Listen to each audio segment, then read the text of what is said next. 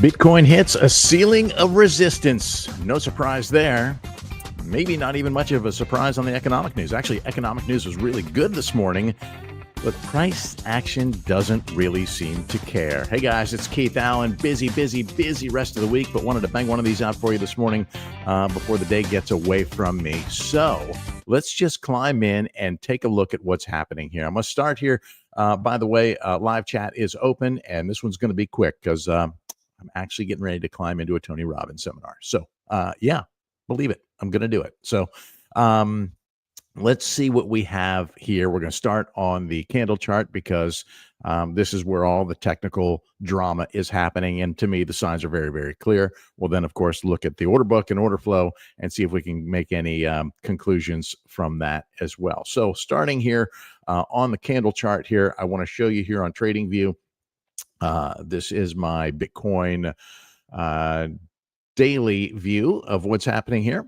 And you can see we have now got 1, 2, 3, 4 consecutive days of bumping against this ceiling. That's the 200-day moving average. That's a simple moving average. Lots of discussion actually in our group last night on Telegram, which, by the way, if you haven't joined us there, I encourage you to do so. Yes, I love you following me here, and I hope you'll smash all the buttons and help me grow the channel. But if you really want to get the alpha first, we discuss a lot of stuff first in our Material Indicators Telegram community. So I invite you to join us there.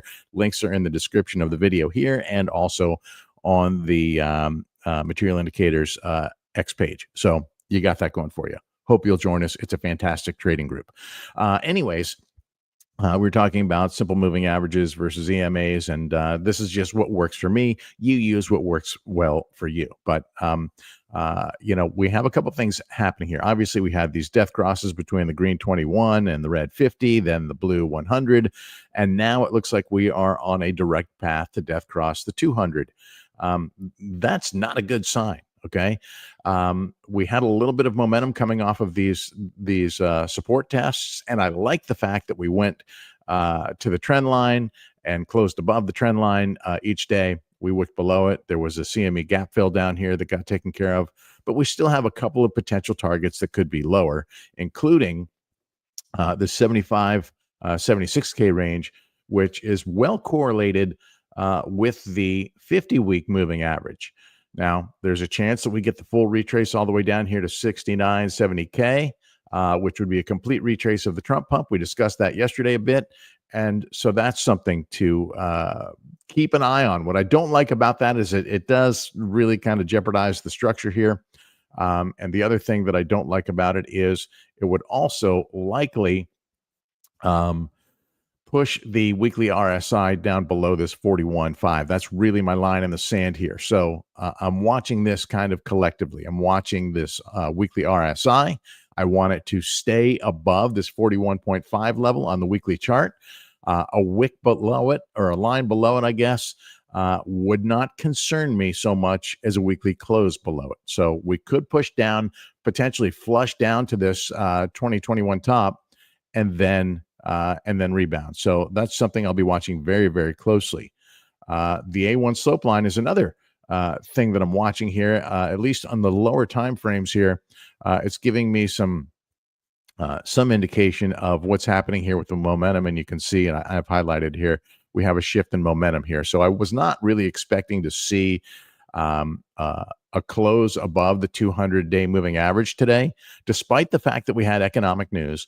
And we had really good news, by the way. First time, I don't even know when, since PPI month over month was at 0. That's a huge beat. Core PPI actually coming down. I don't recall that happening anytime recently either.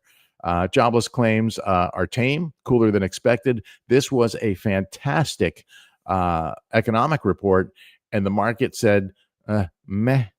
Why? Well, I think it's pretty clear.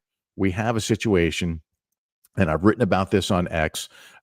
We have a situation where obviously we have a new administration that is using some methods that, quite frankly, scare markets. Okay. The market doesn't like uncertainty. So when we have tariffs on and off, and we got a big bully in the office that is threatening tariffs one day, starting them the next day, pulling them back the day after that, it's very difficult to find stability. So market is moving to a risk-off position. And that's why we see such declines across the board in both TradFi and in crypto. All right. TradFi markets are just opening here and opening red, it looks like, for the most part. But I mean, it just opened, so we don't really have much move yet. Can't put a lot of stock in that just yet. Pardon the pun. Okay. But needless to say, who I like to refer to as the manipulator in chief, is using these strategies. And somebody in our group asked yesterday, or said something yesterday about hoping that the president will, stop shaking up the market. That's a wasted effort. Okay. We know he's going to continue to do this. Number one, this is his negotiating strategy. Number two, this is his strategy for forcing the Fed, really triggering the mechanisms that are going to eventually force the Fed to cut rates. We have a Fed rate cut decision coming up next week. Not likely that we're going to get the cut there. However, the following meetings, I don't know, maybe May, June, July, I think there's a good chance we could see a rate cut at that time. So until the market gets numb to the fact that the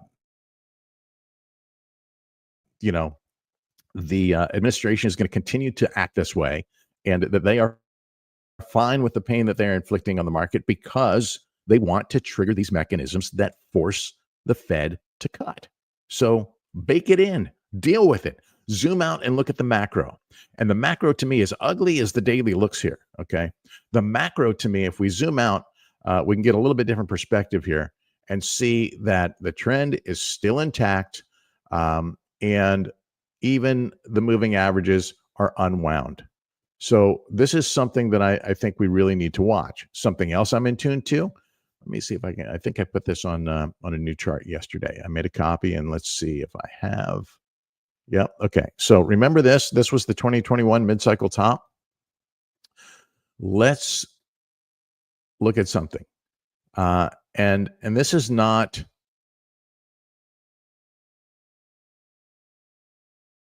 suggesting that we might see the same 56% drawdown that we saw here.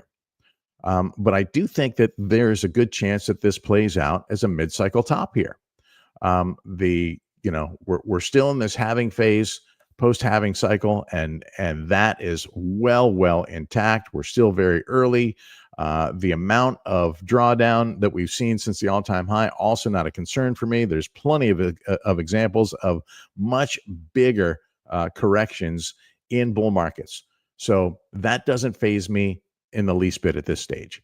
But we're getting to a potential retrace here, whether that retrace ends right here or that retrace takes us all the way back to where the Trump pump began on election day remains to be seen. That's why I have at least some case for the 69K level. But again, that's very scary to me because it could mean we breach this weekly RSI, move down to oversold. And if we close down there on the weekly, that's not going to be a good sign. It could mean that we move to bear market territory for a period of time until we get that stability in the market and we see the correction. That's about all I got for today. Nothing really different from what we talked about yesterday. Everything else is still in place.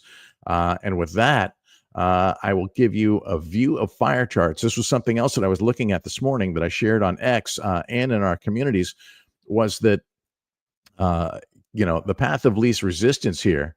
And if I apply some filtering, this is what I did on the chart I shared this morning. If I apply some filtering here, you could see the path of least resistance is this way, right?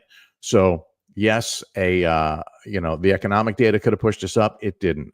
A well-timed tweet from the manipulator in chief might do it. And I just saw one come out that said the first family is now interested in taking a investment position in Binance. Go figure. How do you think our friends at Coin are going to feel about that? Well, it doesn't matter how they feel. It's probably going to happen either way. And that could change a lot, right? I missed trading on Binance. It was a fantastic exchange. And so maybe that would be a way to allow U.S. traders to trade on Binance again. That would be pretty interesting for sure. So with that, I'm going to wrap it, guys, unless there's any questions or comments. I hope the rest of the week, the trading week, is good to you. Just know we're likely going to stay in this range. We have decent support down here on the bid side, although it looks like a ladder of it may be fading. Some of it might actually be moving up here. We need to see more, to prevent this free fall back into retesting support. We need to see more bid liquidity coming up really above this 80K range. And for the moment, that's not happening. So let's keep an eye on things. I will do my best to keep you updated, and I will certainly be back in tomorrow morning. But I'm probably going to be out for the remainder of the day. And with that, I leave you with this parting shot of the order book. We'll go into the daily time frame and see if anything looks better. You can see the purple whales. We talked about them yesterday, and they sold that resistance up around the 200-day moving average yesterday. And I think we're just on this grind for a little while. Consolidating in this range, by the way, is not a bad thing. So don't panic about that. This is a good range for this to happen.